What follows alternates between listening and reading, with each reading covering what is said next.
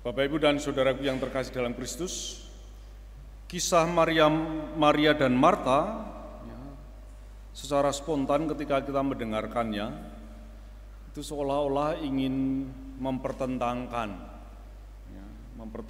antara karya dan doa. Maria representasi doa, senantiasa dekat pada Yesus. Marta itu melayani. Dan kemudian catatannya, berdoa itu lebih baik daripada berkarya. Coba semua melakukan seperti itu, enggak makan semua. Ya.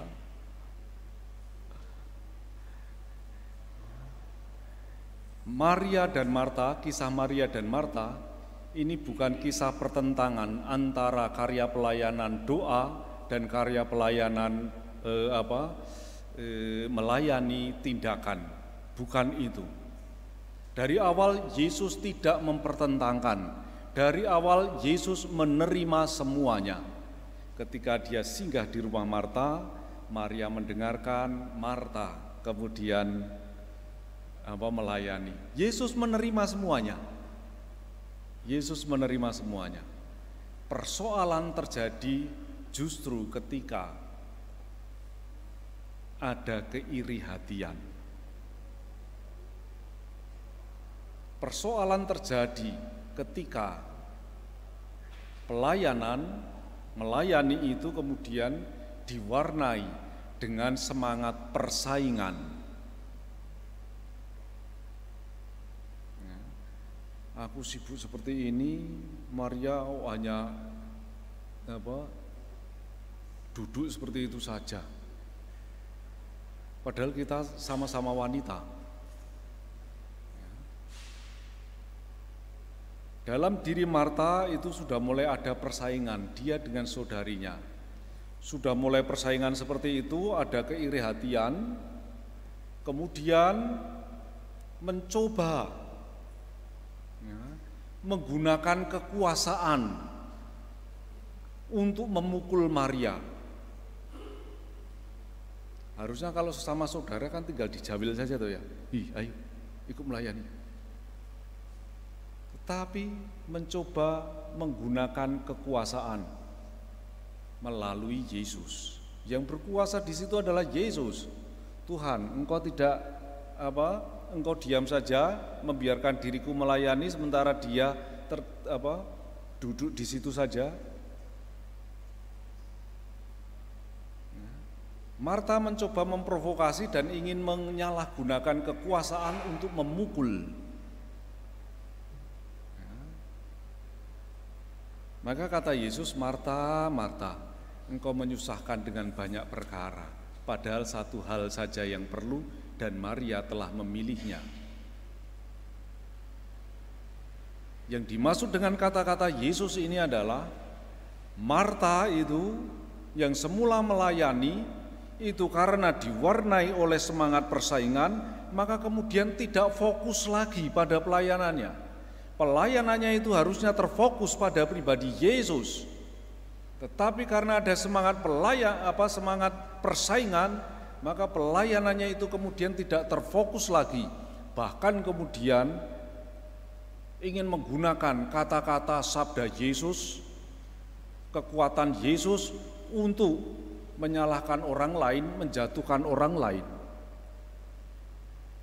Maka dengan kata-kata itu, Yesus ingin supaya Marta kembali fokus pada karya pelayanannya. Maria telah memilih dan tidak akan diambil. Maria tetap fokus. Walaupun Maria itu hanya sekedar, boleh dikatakan, bersimpuh mendengarkan, tetapi ini tindakan yang luar biasa. Mengapa saya katakan luar biasa? Ini tidak pernah terjadi di lingkungan Israel zaman itu. Duduk mendengarkan pengajaran, artinya belajar, itu adalah miliknya kaum laki-laki. Kalau sekarang Maria itu melawan tradisi, membongkar kebiasaan bahwa perempuan pun juga berhak mendengarkan dia, berhak belajar dari dia.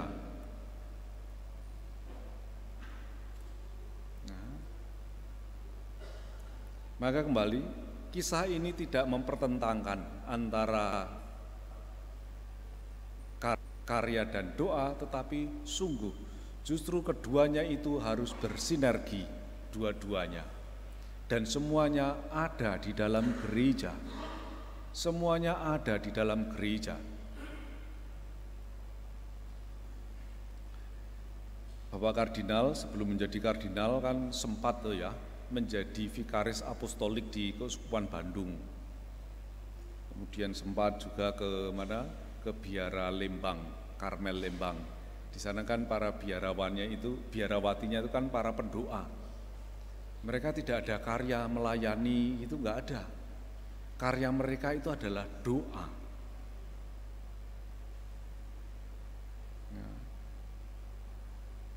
Maka kemudian Bapak Kardinal meminta supaya biara Karmel Lembang itu membuka biara pendoa itu di Keuskupan Agung Jakarta. Karena di Keuskupan Agung Jakarta, di mana itu hanya terdiri dari kota yang begitu sibuk, begitu kencang larinya, begitu riuh kehidupannya, tetapi tidak ada karya doa itu.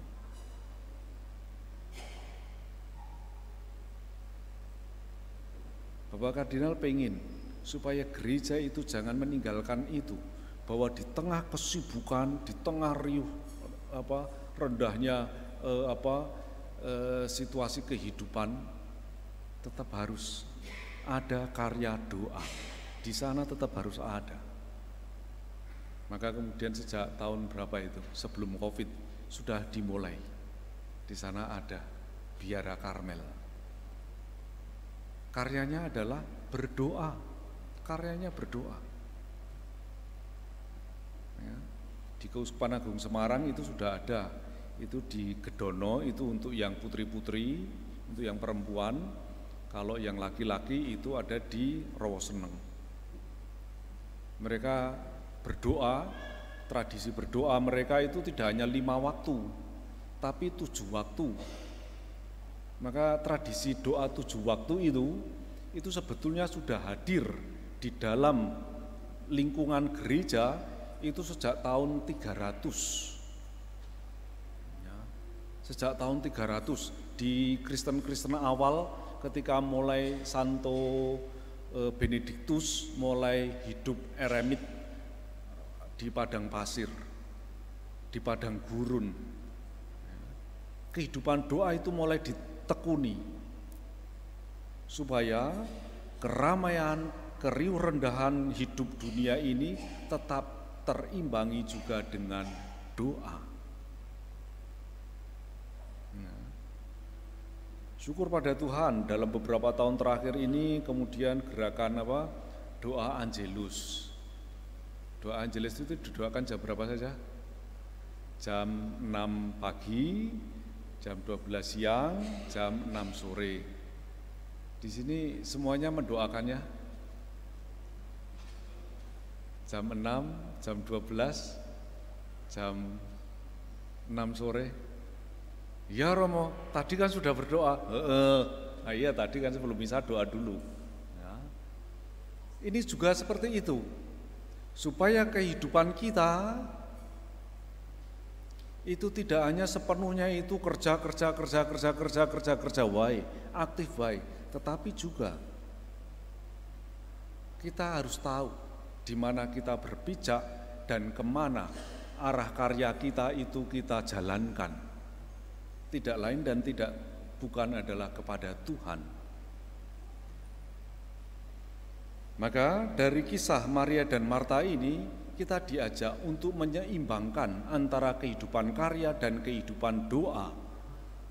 Ketika itu terjadi seimbang, maka kita diajak juga untuk waspada terhadap budaya persaingan, Kalau orang sudah melayani dan disusupi oleh budaya persaingan ini, pelayanan akan menjadi kacau. Ciri-ciri orang yang yang sudah terkena budaya persaingan ini adalah pundungan. Ya, orangnya itu pundungan. Sudah melayani, kemudian kesinggung sedikit begitu, pundungan.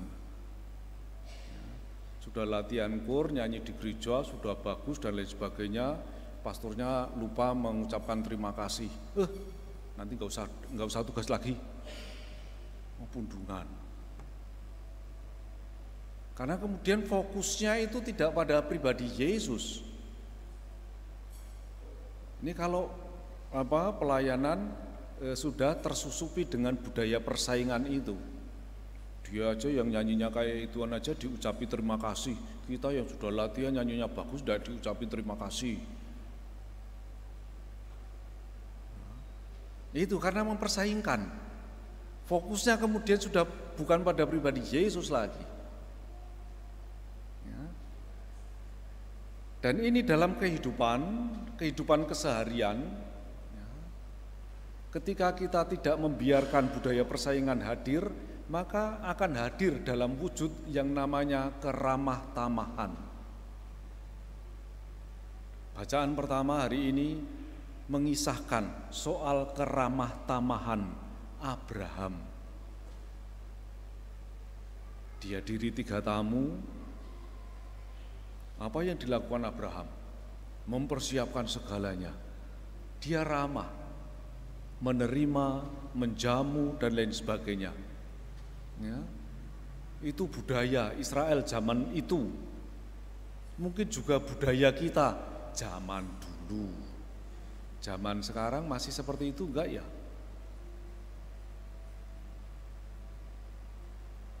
Boro-boro ngasih minum aja juga enggak gitu ya, apalagi sampai membuatkan kue dan lain sebagainya.